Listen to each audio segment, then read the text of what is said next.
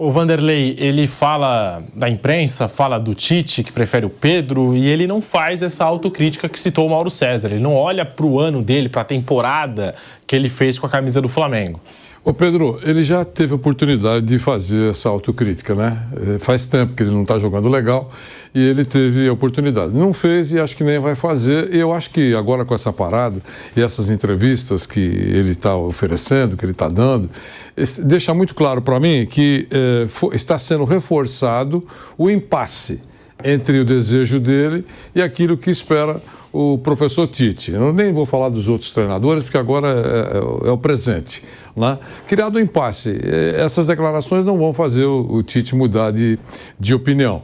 A única coisa é que se ele treinar muito legal e demonstrar que merece uma chance, voltar para o time, começar como titular, sei lá, a gente não sabe o dia de amanhã. Mas eu acho que criou-se um impasse. E as entrevistas deixam muito claro que ele sonha com, pelo menos, convites concretos interessados pelo futebol dele. É isso. Né? Ele deixa muito claro, está feliz do Flamengo, aquela coisa toda, a torcida maravilhosa, ele suspira pelo Maracanã, faz uma série de coisas que a gente sabe que acho que tem muito de verdade aí. Mas ele também fica muito feliz quando surgem depoimentos de fãs. O presidente do Corinthians, por exemplo, quando disse que ele tem a cara do Corinthians, eu imagino que para este momento do Gabigol foi muito importante, reforçou muito as luzes, reforçou o holofote sobre ele, né? Sem dúvida. Então eu acho isso, eu acho que ele não vai aceitar reserva passivamente, pode aceitar momentaneamente, mais um pouco, mas início de uma temporada sabendo que durante todo o último ano de contrato ele será o plano B, quando preciso, eu acho que olhando de fora o comportamento do Gabigol não é, digamos, de conformismo, de esperar a sua vez ou de melhorar e voltar para o time enquanto ele não melhora, ele vai ter que esperar. Eu acho que está criado um impasse. Por isso que eu estava falando até com o Mauro, com o Bruno, com você antes do programa. Eu até recentemente fiz aqui um forte comentário dizendo que o esforço do Flamengo deveria ser imenso, grande, para segurar, porque ele é um jogador importante. Ainda fiz conta aqui, mais ou menos 2 milhões por mês, não tenho o valor correto. Mais um ano são 24 milhões. Qual jogador importante para a função que o Flamengo contrataria com 24 milhões? Fiz continhas aqui, entendendo que o Flamengo tinha que fazer um grande esforço para contornar a situação e segurar o Gabigol. E imaginei que ele deveria fazer a mesma coisa. Está jogando no Flamengo, recebe em dia, a maior torcida brasileira, exposição top de linha, né? Mesmo não sendo titular, mas é o Gabigol, vai ter o nome dele cantado. No primeiro gol perdido por alguém lá, professor, mete o Gabigol. Não é assim? É assim que funciona, esse é o mundo real. Esse é o mundo real. Ele deveria pensar tudo exatamente nisso. Mas, nos últimos dias ou nas últimas semanas, as entrevistas que ele tem dado não são entrevistas, digamos assim, conciliadoras, que poderiam apontar para um caminho asfaltado, vou me esforçar, eu vou aceitar a decisão do treinador, vou aguardar, vou ganhar no campo, sabe essas coisas? Nada disso. Então, eu brinquei com o Mauro aqui, falei assim, Mauro, depois das minhas análises, eu estou começando a considerar uma separação. Pelo menos considerar uma separação. Talvez seja o caminho para os dois lados. O Bruno, o Gabigol que encerrou a temporada sem finalizar a gol há 13 jogos. Há 13 jogos ele não chuta uma bola no gol, Bruno Prado. Ele termina muito mal a temporada assim. No geral não foi uma grande temporada e no final ele não estava bem. Ele caiu até de produção, aí perdeu espaço e não estava criando dúvidas assim na cabeça do treinador de recuperar espaço, né? E tem alguns jogos que ele não ficou nem no banco, aí eu não sei também da parte física dele, que ele teve alguns jogos que ele não foi nem relacionado. Assim, por enquanto, eu coloco como um ano ruim. E aí, se o próximo também for ruim, aí é uma coisa preocupante. Se o próximo for bom, ok, segue em frente. Ele é um jogador jovem, muito bom. É um jogador talentosíssimo, um jogador que tem uma personalidade forte, em jogos grandes é um cara que normalmente vai muito bem. É um cara que tem essa característica de crescer em jogo grande, jogo bom. Esse ano ele não conseguiu, nem nos jogos grandes, porque ele não estava bem mesmo. Aí foi uma questão do desempenho técnico, que pode ser físico, pode ser um monte de coisa, mas no campo ele não conseguiu jogar bem. Então, acho que o ano que vem é um ano que vai mostrar o caminho. 2023 foi um ano ruim, que aí pode ser porque ele não estava bem, aí começou, mentalmente ele não conseguiu se recuperar, ou porque teve questão física, ou porque o time não ajudou, ou enfim, pode ser por várias coisas. Um ano. Se o próximo também for ruim, é uma coisa preocupante. Se o próximo voltar ao nível normal, um cara jovem, talentoso, que ainda pode jogar bem, pode jogar em alto nível. Mas esse ano realmente foi muito ruim. O Flamengo acho que está fazendo isso, está esperando para ver como começa o ano. Pode mudar o discurso. Agora, se começar da mesma maneira, vai empurrando com a barriga, né? Ele pode assinar na metade do ano, né, um contrato com outro clube, mas até lá também ele tem que esperar, vai aparecer alguma coisa melhor. Eu acho que não é só... Tem que analisar, tem que ter gestão de carreira, não sei, ele deve ter parças importantes que opinam sobre isso. Tem que dar uma analisada. Em alguns momentos é preciso recuar naquilo que você sonha, para depois ir à frente. Eu acho que tem que esperar. Eu acho que o Flamengo não vai sair dessa tese, vai esperar um pouco mais. E ele tem a oportunidade de começar o ano demonstrando que virou a página, que é um outro Gabigol. Mas com essas entrevistas, não há indícios de que isso possa mudar. Ele ontem, na verdade, ele foi bem astuto, na minha opinião. Ele usou a entrevista para colocar a diretoria numa situação delicada, né? Especialmente quando fala do Corinthians. E começa a elogiar a torcida do Corinthians. Uma coisa é você, como aconteceu com o Rogério Ceni. O Rogério Ceni, uma vez numa coletiva, ele elogiou o torcedor do Flamengo. Ele era técnico do Flamengo. Ele não falou mal da torcida do São Paulo. Ele falou bem da torcida do clube onde ele estava trabalhando. Como se ele hoje chegasse e falasse, a torcida do Bahia é sensacional. A torcida do Bahia, ele trabalha lá, gente. Ele está tentando conquistar um torcedor que, na época, era muito arredio com relação à presença dele ali. Ele tinha uma resistência. E pode achar mesmo. Exato. E ele falou, ele falou de uma questão até um pouco mais abrangente. Ele falou, não, porque agora estou começando a sair mais do CT, conhecendo o Rio de Janeiro. Eu vejo as pessoas, os mais pobres, da favela, os que têm uma condição melhor, todos torcem pelo Flamengo, é muita gente que torce. E é verdade, metade do Rio de Janeiro, pelo menos, torce pelo Flamengo. Você sai no Rio, você vê. Anda pela rua, você vê toda hora. Camisa do Flamengo, em qualquer região, na favela ou no apartamento de cobertura, você vai ver. A bandeira do Flamengo, a camisa do Flamengo. É a maioria em todas as classes sociais. Foi mais ou menos o que ele estava falando, até pelo que ele estava conhecendo, e uma maneira de tentar afagar o torcedor do clube de trabalho. Mas ele não falou da torcida do São Paulo. Como ontem o Gabigol não criticou a torcida do Flamengo, mas ele afagou a torcida de um clube que ele não defende, que é um rival. O Corinthians é um rival do Flamengo. E são as duas maiores torcidas, Flamengo e Corinthians. Então, quando ele faz isso, evidentemente, ele tenta turbinar, na minha visão, todo esse rumor de interesse do Corinthians, dizendo que ele já falou isso uma vez no Serginho Grosman, lá no Altas Horas, na Globo. É diferente o contexto. Na época não havia nada, hoje tem uma especulação. Então, quando ele fala isso, ele turbina e tenta gerar, na minha visão, repito, é a minha opinião, tá? Antes que alguém fale assim, não, mas como é que você... Foi a minha interpretação. Ele tenta turbinar uma insegurança dos seus fãs rubro-negros. Nossa, ele está elogiando a torcida do Corinthians. Nossa, ele vai querer ir embora, o contrato dele vai acabar. A diretoria tem que agir rápido. Como foi tolamente na renovação do Bruno Henrique. Tinha proposta mesmo do Palmeiras? Será que tinha? Essa proposta beirabolante? Será que tinha? Foi colocada preto no branco? Alguém viu? Se não viu, ficamos aí na dúvida se houve de fato ou se era alguma coisa meio fictícia. Deram 3 anos para ele e, evidentemente, influenciados pelo fato de o Bruno Henrique ter uma opção, em tese, de se transferir para um outro clube importante do país. Então, assim, acho que aquele outro ele jogou com isso. Ele foi bem inteligente, soube mexer com isso. Não sei se vai dar resultado, porque o que eu percebo também, posso estar enganado, é que a torcida do Flamengo, em boa parte, ela tem uma parte que é grata, que permite tudo, aceita tudo que o Gabriel e qualquer outro jogador possa fazer, por conta dos títulos ganhos. E tem uma outra que já está torcendo o nariz, porque está insatisfeito com tudo que aconteceu ano passado, com o comportamento dos jogadores, eventualmente com as atuações individuais de A ou B. Então, não sei se vai dar certo, mas eu acho que ele ontem deu uma cartada. Se a diretoria do Flamengo não fosse tão paternalista, e ela é, né, com esse grupo de jogadores, mudaria radicalmente a sua postura com relação a isso a partir do ano que vem. De que maneira? Primeira coisa, não vou renovar contrato nenhum. Ponto. Vamos ver o seu desempenho. Melhorou o desempenho? Está bem? Vamos discutir. De repente podemos renovar? Tá bom, eu tenho uma proposta para você. Vamos renovar por, sei lá, 1 ano. Vou te dar mais um ano para ver se você consegue se recuperar. Você melhorou um pouco esse ano. 4 anos. Ele tem 27. Então seria mais 5 anos. Um ano que ele tem, mais 4. 28, 29, 30, 31, 32. Eu entendo isso como um convite de acomodação. Um convite de acomodação. Você tem contrato garantido até 32 anos, ganhando um excepcional salário. Se você não tiver muita vontade dentro de si de jogar futebol em alto nível, você se acomoda naquilo ali.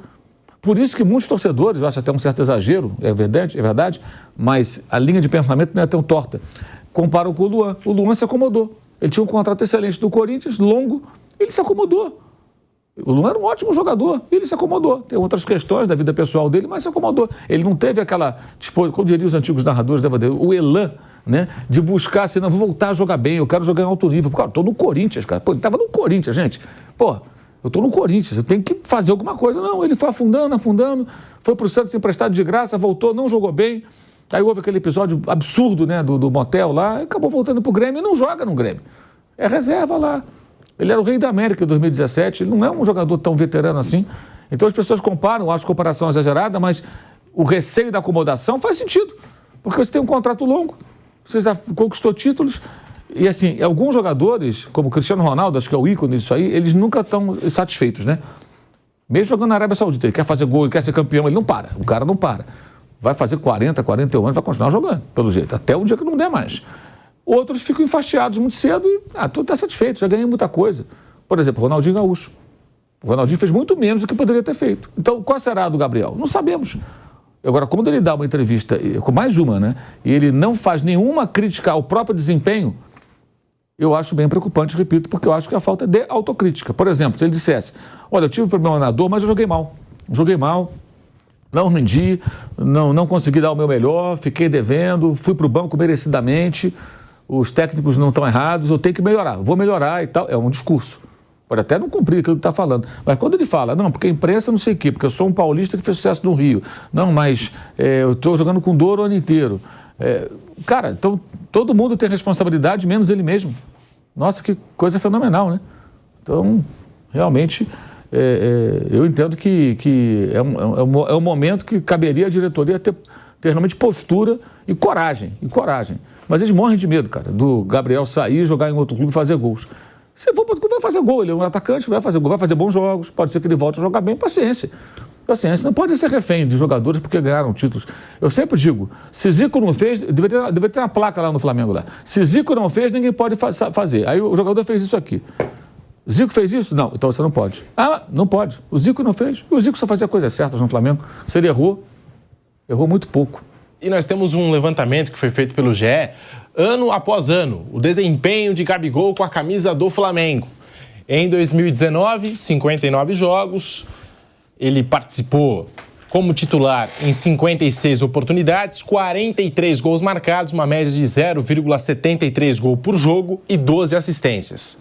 2020, 43 jogos, 40 como titular, 27 gols, média de 0,63 gol por jogo e 12 assistências, repetindo o ano de 2019 no número de assistências. 2021, 45 jogos, os 45 como titular, 34 gols marcados, média de 0,75, ali aumentou a média de gols, e 10 assistências. Em 2022, o número de jogos aumentou, 63, 55 como titular. Ele ficou 8 jogos no banco, 29 gols marcados, aí a média diminuiu, né, 0,45, e 5 assistências, também diminuiu o número de assistências. E em 2023, 58 jogos, 43 como titular, 20 gols marcados, aí a média cai mais um pouco, 0,34, e 4 assistências. Daí, portanto, o desempenho, o retrospecto de Gabigol, ano após ano, com a camisa do Flamengo. Já a gente está voltando na Rádio Jovem Pan, mas eu já vou introduzir isso aqui. A gente até tocou no assunto das declarações do Gabigol, falando da permanência no Flamengo ou da possível saída aí, citou até mesmo o Corinthians. Nós temos essas falas, as aspas de Gabigol nesse podcast, que ele abriu o jogo aí, falou sobre vários assuntos, incluindo uma possível transferência ou permanência no Flamengo. Disse que 2024 deve ser o seu último ano com a camisa rubro-negra, e nós temos as aspas do Gabigol para você. Tá aí, ó, abre aspas, tenho mais um ano de contrato com o Flamengo, até o final de 24. Do meio do ano estou livre para assinar um pré-contrato. A realidade é essa, agradeço muito o carinho. Estou em São Paulo há uns 3, 4 dias. Estou no restaurante e os torcedores do Corinthians sempre vêm falar comigo. Teve uma conversa com o Flamengo, sim, da renovação. Acabou que não foi assinada. Eu lido com a realidade. Tenho mais um ano de contrato. Querendo ou não, pode ser o meu último ano com a camisa do Flamengo e quero que seja especial, fecha aspas, declaração do Gabigol, que ainda disse o seguinte, no Flamengo é muito bom a torcida, o Maracanã, ser um dos capitães do time. Eu penso muito nisso. A realidade é que tem um ano de contrato, então eu quero que o último ano seja da melhor forma, especial. É uma história muito linda. As pessoas tentam acabar com isso, por inveja.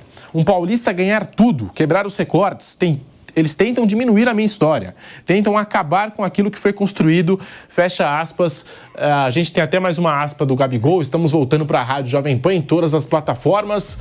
Aí a gente vai ouvir o Mauro, o Bruno e o Vanderlei. Agora sim, estamos de volta na Rádio Jovem Pan em todas as plataformas. Você que nos acompanha em toda a rede Jovem Pan News e no canal do YouTube Jovem Pan Esportes. Vai deixando o seu like, manda pra cá a sua opinião aqui no nosso chat e também através das redes sociais, @Jovem Pan Esportes. No break pra rádio, a gente trouxe declarações do Gabigol, dizendo que é um paulista no Rio de Janeiro, é um paulista ídolo do Flamengo, então tentando acabar com a história dele por inveja, tudo mais. E disse que também, nesses últimos 3, 4 dias que ele veio para São Paulo, o torcedor do Corinthians tratou ele com muito carinho, foi em restaurante, saiu pela cidade e foi tratado com muito respeito e carinho. O Gabigol ainda disse o seguinte, nós temos mais uma declaração do Gabigol.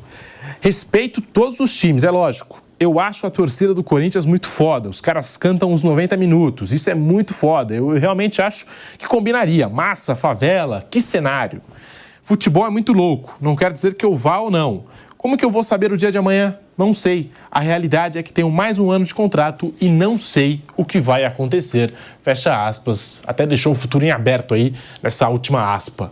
Vanderlei Nogueira, e essa história aí do Gabigol falando do Corinthians, sendo que tem contrato com o Flamengo e que é muito respeitado em São Paulo e que ele é um paulista que tem história, que é ídolo no Flamengo e tem gente que tenta acabar com essa história dele no Flamengo por inveja. É muito vago, né? Tem gente que não gosta de mim, tem gente que quer acabar comigo, é muito vago, eu não vejo isso. Até recentemente era unanimidade, né? Puxa vida, a gente falou que... Eu tenho que te lembrar o que eu falei aqui, né? Olha, mesmo quando ele não joga bem, ele é incansável em campo, mostra muita disposição, essas coisas, ninguém está tentando destruir nada.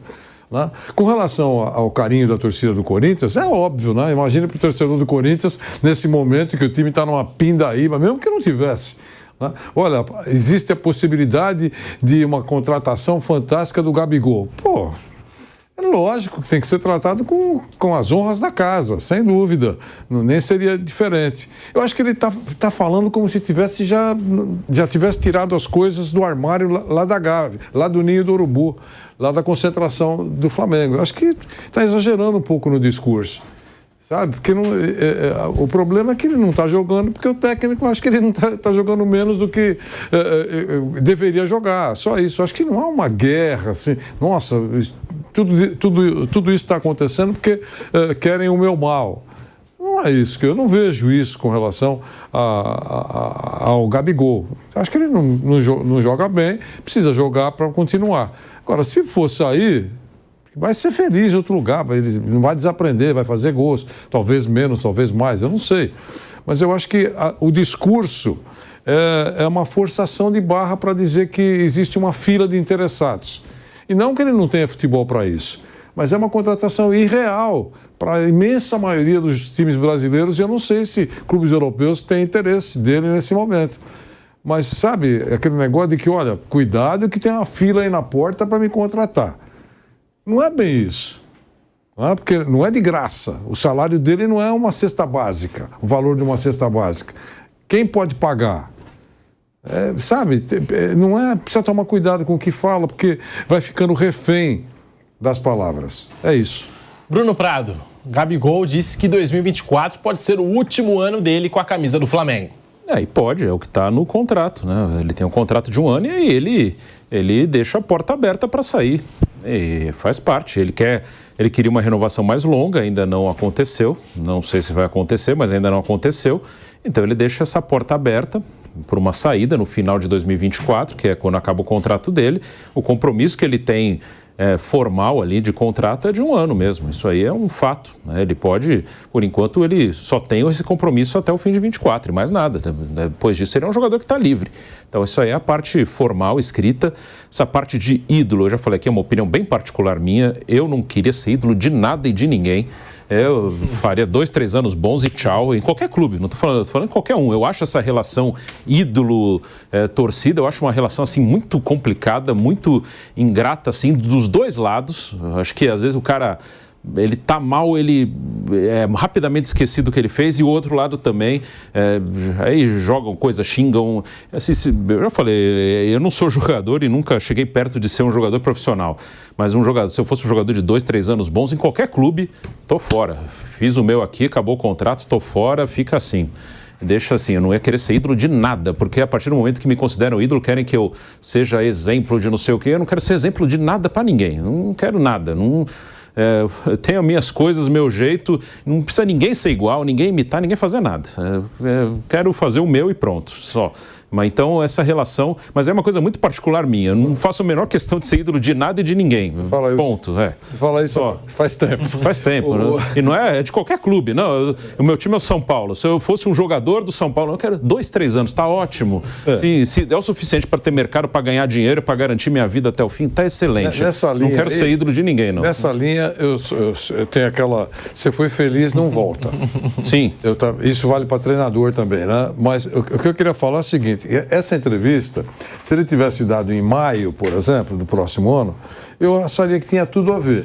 Tipo assim, olha, está quase chegando o prazo, eu vou poder assinar com outro clube e falar tudo que ele falou na entrevista. Eu acho que cabe. Mas ainda estamos em 2023, tem um contrato de 1 ano. Só poderá assinar a partir da metade do próximo ano. Eu acho que essa é uma entrevista que, para muita gente desatenta, é uma entrevista de despedida. Não é o caso, mas pode dar a entender que, olha, é isso. Sabe, eu acho que precisa pensar antes de falar. Principalmente jogadores que não são mais sub-12. Ele é um jogador experiente. Mauro César, será que essa... não sei, separação, Flamengo e Gabigol está cada vez mais próxima, até pelas palavras dele aqui, falando de inveja, que muita gente tem inveja dele, que agora, até citando o Corinthians, falando da torcida do Corinthians, e que foi muito bem tratado nos últimos dias aqui em São Paulo. Será que a separação está próxima, envolvendo aí Gabigol e Flamengo? Tem uma multa de 100 milhões de euros, né? E ninguém vai pagar essa multa. Para ele sair do Flamengo, ele tem que ter uma proposta de algum clube. Então ele tem que esperar mais 1 ano para sair. Pode fazer até um pré-contrato daqui a pouco mais de 6 meses, mas terá que esperar 1 ano, até 2025, para ele poder jogar em outro clube saindo livre. Repito, acho que ele está jogando, ele está na dele, está jogando com os argumentos que ele procura, tentando criar uma situação. Como eu entendo, eu acho que ele deveria se preocupar em jogar bem. Se ele jogar bem, se ele estivesse jogando bem, o contrato estava renovado e ninguém estava questionando. Se o Gabigol jogasse em 2023 o que jogou em temporadas anteriores, repito, o contrato dele seria renovado, já estaria assinado, já estaria renovado, todo mundo estaria aplaudindo e diriam o seguinte, em grande maioria as pessoas, não, o ideal é que ele finalize a carreira dele no Flamengo, joga lá até o final, se identifica com o clube, a torcida gosta dele, está jogando muito bem.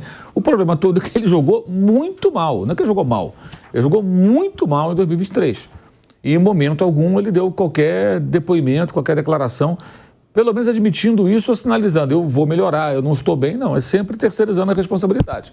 A inveja, quer dizer, quando ele era idolatrado, ninguém tinha inveja dele, todo mundo só admirava. Agora, quando ele está sendo criticado, as pessoas têm inveja. São argumentos tacanhos, eu acho, muito, muito fracos, porque ele não é o único jogador bem sucedido, então todo mundo teria inveja dos jogadores que ganham muito, que são jogadores de sucesso. Pelo amor de Deus, né? E assim, essa questão do ídolo, até que o Bruno falou, assim, o Pires da Mota foi campeão também da Libertadores de 2019. Mas ele não é ídolo do Flamengo, nem joga mais lá. O Gabigol não é o Pires da Mota, ele é a estrela do time, ganha muito mais, lucra diretamente também com outros acordos comerciais que ele pode fazer. Ontem, por exemplo, na própria entrevista, ele presenteia os entrevistadores lá, os rapazes lá do Podpah, com uma caixa e tem bonequinho do Gabigol, umas franquias, né? Camisa do Flamengo com um pet que é ele lá, um íconezinho que simboliza ele na camisa. Fala de lançamento de revistinha para crianças do Gabigol. Então, assim, que são produtos vendidos, ele fala na Gabigol Store, é só entrar no Instagram dele, faz até o comercialzinho dele lá e tal. Então, assim, o Flamengo proporciona a ele uma série de outras possibilidades que vão além daquilo que ele faz jogando futebol. São negócios, né? Estamos falando de negócios. Nada errado, nada errado. Então, assim, ser ídolo também traz uma série de outros benefícios. E ele gosta, né? Obviamente ele gosta. Então, cara, é uma via de mão dupla. Quando você é o ídolo e você corresponde a essa idolatria, pô, ninguém questiona. Eu vou repetir, eu falei do Zico, vou falar sempre do Zico. Nunca houve... O Vanderlei cobriu profissionalmente toda a carreira do Zico acompanhando a seleção no Flamengo. Nunca houve um momento que alguém questionasse o Zico. Tipo, o Zico tá fazendo um corpo mole, o Zico não quer jogar, o Zico não se tratou, não sei o quê. Cara, então esse é o ídolo. Esse é o ídolo intocável. Então, se você veste a camisa 10 e você fala que é amigo do Zico, estuda um pouquinho, Gabriel, a história do Zico e tenta fazer igual. Não vai conseguir fazer igual. Esquece. Ninguém consegue. Mas, pelo menos, em alguns aspectos, sabe, passa assim a mão assim, no braço dele para ver se pega a doença, né? A doença do bem, e se fica igual em algumas condutas. É o contrário. O Zico se matava para jogar quando estava machucado. O Zico ganhou um Campeonato Brasileiro do Flamengo em 83, vendido para a Udinese e machucado. Fez tratamento para jogar, estava negociado, a torcida não sabia. O Flamengo perdeu aqui de São Paulo 2-1 e ganhou de 3-0 lá e ele faz um gol com 30 segundos. Pode ver o vídeo no YouTube, quem quiser ver, quem não conhece a história. E ele ainda vai para o meio campo batendo assim, palmas, chamando os outros, vamos virar o jogo, vamos. Ele comanda a virada. Quer dizer, o cara era tudo, cara, era tudo. Então, se você realmente quer usar a 10, diz que é amigo do Zico e tudo, garoto, pô, tenta se inspirar de verdade. Aquilo, aquela coisa, não dá para você ser ídolo só quando é conveniente. Só querer a parte boa. Porque, em relação ao ídolo, eu concordo com o que o Bruno falou, você vai ser mais cobrado, cara. Mas você ganha mais, você colhe outros frutos. Não tem jeito. É a mesma coisa, sei lá, no cinema. O cara que é um grande astro do cinema, um grande astro da música, uma banda qualquer, que faça muito sucesso. Tem sempre lá o vocalista, o guitarrista, o cara que é o principal. Esse cara, ele é o destaque. Tudo que ele faz repercute mais. De repente, o baterista é um cara super discreto que fica ali na dele ali e muitos não sabem nem o nome dele. Mas ele não vai faturar tanto quanto esse cara, ele não vai fazer sucesso como esse cara, ele não vai colher os mesmos frutos. É assim que funciona, mas eles são um time. Mas tem o principal, tem os coadjuvantes, tem no cinema, tem na música, tem nas artes, tem no esporte. E o Gabigol, ele é um protagonista do Flamengo. Ele é uma estrela. E ele é icônico, ele é um jogador que tem muita identidade própria, muita personalidade, tem muitas coisas legais.